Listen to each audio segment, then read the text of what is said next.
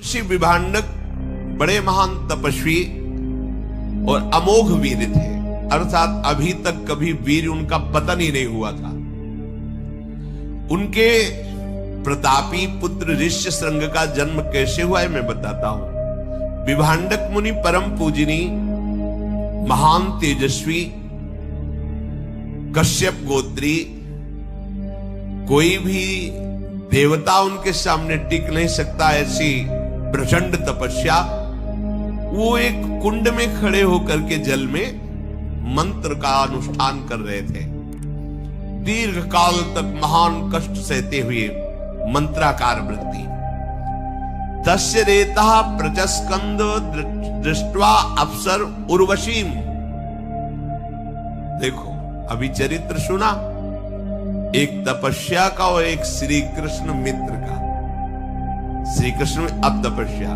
तस्य रेता प्रचस्कंद दृष्ट्वा अप्सरस मुर्वशीम अपसूप स्पृशतो राजन मृगी तच्चा पिबत तदा।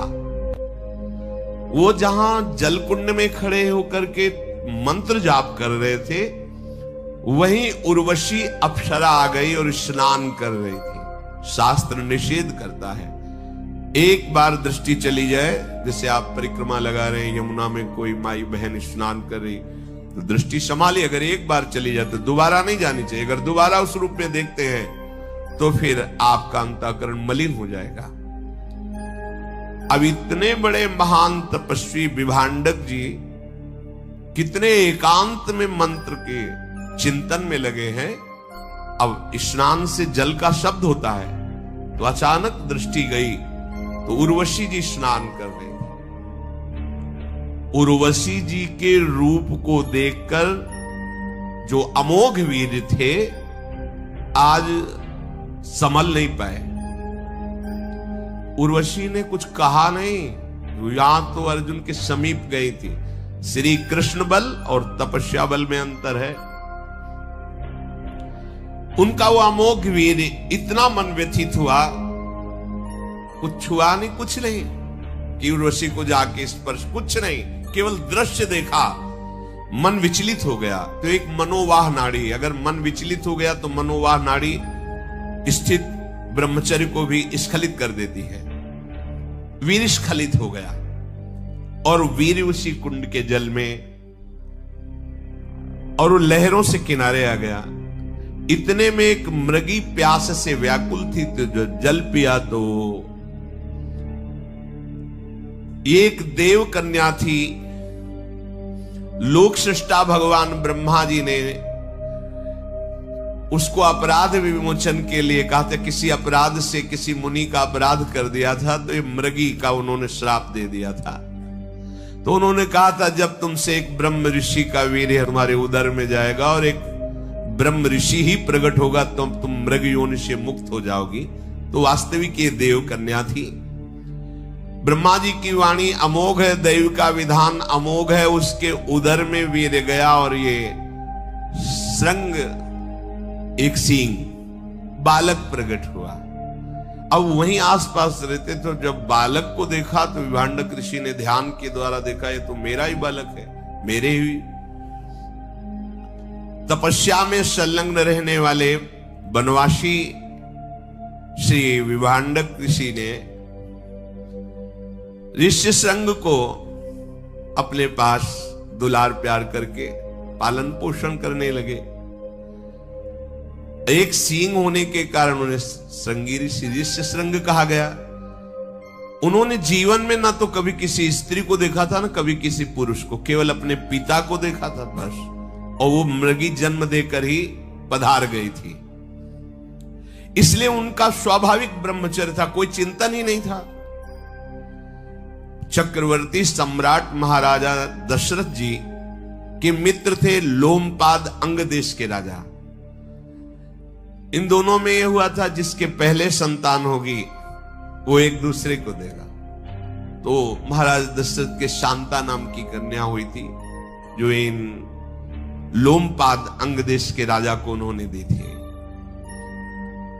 इनके स्वभाव में थोड़ा सा रुद्र भाव आ गया था। तो ब्रह्म ऋषियों से उन्होंने कटु व्यवहार कर दिया। वो नाराज होकर इनके यहां से चले गए। ये अपराध के कारण पूरे देश में वर्षा होनी बंद हो गई। देखो, जब धर्म का और भजन करने वालों का, सतशास्त्रों का अपमान होता है तो किसी और को दंड देने की जरूरत नहीं, प्रकृति दंड देने लगती है। फसल पक्की खड़ी है, ओले और पानी गिर गए, नष्ट हो गया। जब पानी की जरूरत है तो सूखा है, और जब पानी की जरूरत नहीं तो पानी, उल्टा प्रकृति दंड देने लगती है। अब इनके यहां वर्षा ही नहीं हुई, अब तो घबरा गए, बहुत भयभीत हुए और ब्राह्मणों को एकत्रित किया और पूछा कि मेरे से क्या अपराध बन गया। तो उनमें से एक श्रेष्ठ महर्षि खड़े हुए, उनका, राजेंद्र, ये जो वर्षा नहीं हो रही, तुमने ब्राह्मणों का अपमान ब्रह्म ऋषियों का किया। जब तक तुम प्रायश्चित नहीं करोगे तुम्हारे यहां वर्षा नहीं होगी। हाथ जोड़कर कहा कि महाराज, अनजाने में या राज भाव के अभिमान में कोई गलती हो गई तो आप ऋषियों को क्षमा करना चाहिए। मेरे अपराध के कारण सारी प्रजा भूखी मरे, आप सब दयालु हो। तो उनका इस समय तपस्या में सबसे बढ़ चढ़ करके विभांडक ऋषि के पुत्र श्रृंगी ऋषि, ऋषि श्रृंग हैं। उन्होंने आज तक कभी स्त्री देखा नहीं है। यदि आप उनको किसी भी तरह सम्मान पूर्वक लाओ और अपने सिंहासन पर विराजमान करो, अभी वर्षा हो जाएगी, दूसरा कोई उपाय नहीं। राजा लोमपाद ब्राह्मणों के चरणों में बार बार प्रणाम करके अपनी राजधानी में आए और विचार किया कि ऐसे महातपस्वी को कैसे लाया जा सकता है। राजा, मंत्री और ब्राह्मणों से सलाह की कि क्या उपाय हो सकता है। तो उनमें एक बहुत प्रवीण मंत्री ने कहा कि अगर कोई चतुर युवती उनके पास जाए, उन्होंने कभी स्त्री नहीं देखा, और फंसा करके आपके सिंहासन तक ले आवे तो वर्षा हो जाएगी। राजा ने अपने दरबार की प्रधान वैश्या को बुलाया। वो बहुत वयोवृद्ध थी और उसके शासन में शास्त्रों 9 युवतियां राज सेवा में नृत्य, वाद्य, गान, कला आदि की। उन बुलाकर कहा कि देखो, तुम प्रवीण हो और सबके सुख के लिए तुम्हें जाना होगा और इस संग को लुभायमान करके हमारे राज्य शासन में प्रवेश कराओ और सिंहासन में बैठा लो। वैश्याओं का रंग फीका पड़ गया, मूर्छित सी होने लगी। उनका, महाराज तुम्हें पता है, अगर थोड़ी भी त्रुटि हो गई तो भस्म कर देंगे। तपस्या के धनी उनके पिता विभांडक और स्वयं वो, और अगर मैं ना करती हूं तो आप मुझे मृत्यु दंड देंगे। इसलिए मैं, कार्य तो असंभव है पर आपके लिए प्राणों की बाजी लगाकर प्रयास करूंगी।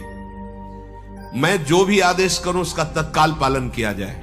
राजा ने कहा, ऐसा ही होगा। मुनि कुमार को लुभायमान करने के लिए तुरंत एक आश्रम की रचना की जाए नाव पे, 4 योजन।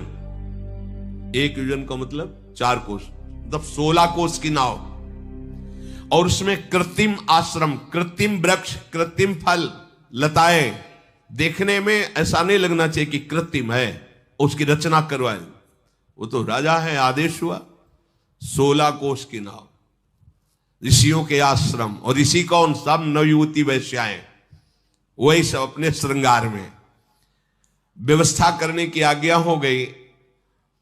प्रचुर धन लगा करके सुंदर श्रृंगार युक्त आश्रम नाव में, ऐसा ना पता चले कि नाव है। अब उस बूढ़ी वैश्या के द्वारा शिक्षित जो उसकी पुत्री थी, बहुत ही चतुर, बहुत ही सुंदर थी, उस नाव को कई कोस दूर लगाया गया। राज कर्मचारी गुप्त रूप से पता लगाए कि विभांडक ऋषि आश्रम से कब बाहर जाते हैं। तो बोले, हफ्ते में एक बार निकलते हैं, पिपली, बरगदी ऐसे फल लाते हैं, कंदमूल फल, और उसी का 1 हफ्ते पाकर भजन करते हैं, फिर 1 हफ्ते जाते हैं। बड़ा ही सुंदर दिव्य तपस्या से उस आश्रम का प्रभाव था, बड़ा रमणीय था। विभांडक ऋषि फल लेने के लिए गए हैं, ऐसा जे ही गुप्तचरों से मिला, उसने अपनी पुत्री को, वो कांप गई कि मैं ऋषि के पास जा रही हूं, पुनः वापस आ पाऊं कि ना पाऊं, क्योंकि रुद्र दृष्टि हो जाएगी तो भस्म हो जाएंगे। जाओ तुम राजा के लिए प्राण देना, ये हम प्रजा हैं, हमारा धर्म है, इसलिए तुम जाओ, बहुत सावधान रहना। ऋषि कुमार बिल्कुल भोले भाले हैं, आज तक किसी मनुष्य को नहीं देखा स्त्री की बात क्या है। डरते हुए वो आश्रम में पहुंची और देखा कि ऊर्ध्व नेत्र किए हुए वो बैठे हुए, दिव्य तेजो में कांप गई, पर अपने राजा के कार्य को संपादन करने के लिए समीप गई। खड़े हो गए ऋषि संग, कोई ऋषि पधारो, देखा ही नहीं था स्त्री। खड़े होकर के नमन किया, अर्घ्य दिया, आसन दिया, बहुत पीछे हट गई और उनका हमारा नियम है, कुछ हम ऐसा अनुष्ठान कर रहे हैं, तुम्हारा अर्घ, तुम्हारा कोई भी पूजन हम स्वीकार नहीं करेंगे, केवल आप आलिंगन कर सकते हो। हाँ ठीक है। ना तुम्हारा दिया हुआ आसन, इतनी सामर्थ्य है कि वैश्या होकर एक ऋषि के द्वारा दिया हुआ अर्घ और आसन कुछ नहीं, वापस रखो, केवल आलिंगन कर सकते हो। तो जानते नहीं थे कि स्त्री आलिंगन। अब वो कहे कि ऋषि तुम्हारी त्वचा कितनी सुंदर, हमारी कैसी है। अब वो तो जंगल में रह रहे, गर्मी सर्दी से त्वचा मोट, और वो तो सुंदर नव युवती वैश्या, तो बोले ऋषि तुम्हारी त्वचा कितनी, तुम्हारी जटाएं कितनी कोमल, कोमल बाल और सुगंधित तेल से सींचे हुए, बार बार तुम किस देश के ऋषि हो। और वो तो कभी देखा ही नहीं ना स्त्री, कभी देखा ही नहीं। बड़ी उनको उत्सुकता हो रही कि किस देश के ऋषि हमारे यहां पधारे हैं, मुझे दर्शन से बड़ा सुख मिल रहा है। ब्राह्मण आप तो बहुत ही सुंदर लग रहे हो, बहुत बड़े तपस्वी हो गए तभी इतने सुंदर हो, तो मेरा ये अर्घ और फल फूल क्यों नहीं ले रहे। दिया हुआ कुशासन, आप इससे सुखपूर्वक बैठिए, मगर नहीं, आज आप हमारे आसन पर बैठेंगे, मखमली सुंदर आसन होगा। हमारा आसन तो चुभता है उसका, तुम्हारा आसन तो कितना सुंदर बैठा। वो भोले वाले जालते ही नहीं, ये तुम्हारे फल हम नहीं, हमने नियम ले रखा है कि जितने दिन अनुष्ठान चलेगा हम किसी ऋषि का कुछ नहीं लेंगे। हम कुछ फल लाए, बड़े सुंदर सुंदर अंगूर, मीठे मीठे सब। हाँ ऐसे तो कभी हमने फल खाए नहीं। बोले तुम्हारा दिया हुआ जल भी नहीं, हम जल दे रहे हैं, विशिष्ट प्रकार का बनाया हुआ आसो, ये साधारण नहीं, विशिष्ट जैसे अंगूर का भी तो आसो बनता है, महुआ का भी बनता है, ऐसे विशिष्ट फलों के रसों का आसो उन्मादकारी। और हे पिया उन्होंने कहा, मैंने तो जिंदगी में ऐसा नहीं पिया। वो बड़े आनंदित हो रहे, और हे ऋषि ये भूमि डोलती नजर आ रही है, वो आसो पिए हुए, बार बार हृदय में आलिंगन। और दूर एक गुप्तचर खड़ा है कि विभांडक ऋषि कितनी दूर है, कितने समय वापिस होंगे। वो कहा आप मुझे प्रणाम मत कीजिएगा कभी, तभी मैं बार बार आऊंगी। उनका जैसा आप कहेंगे वैसा, मैं आपके लिए बंदनी नहीं हूं, आप मेरे बंदनी हैं। मैं आपके लिए दर्शनी नहीं हूं, आप मेरे दर्शनी, मैं आपका दर्शन कर ले आया हूं। बार बार उनके द्वारा आलिंगन को ऋष्य श्रृंग बड़ा सुखद अनुभव करने लगे। वो बार बार वो तो आई ये रिझाने के लिए, सुंदर माला, सुंदर सुखद वस्त्र, सुंदर इत्र उनके शरीर में लगाया। वो बहुत प्रसन्न है, खेल रहे हैं। सूचना, गुप्तचर दूर खड़ा है, उसने इशारा किया कि वो चल पड़े हैं, भागी वहां से तुरंत। अब हमारे अनुष्ठान का समय हो रहा है, किसी दिन हम अवसर लगा के फिर आएंगी। और ये बात अपने पिताजी से कहिएगा नहीं कि कोई ऋषि आए थे। ओ चलिए, अब ये तो पृथ्वी घूम रही, अब ये बैठे बस वही ऋषि चिंतन में, उस ऋषि के कपोल कैसे, उसकी जटाएं कैसी, पूरा चिंतन। चलो आगे फिर चाहिए तो अखंड हरि अनंत हरि कथा। श्री राधा वल्लभ लाल की।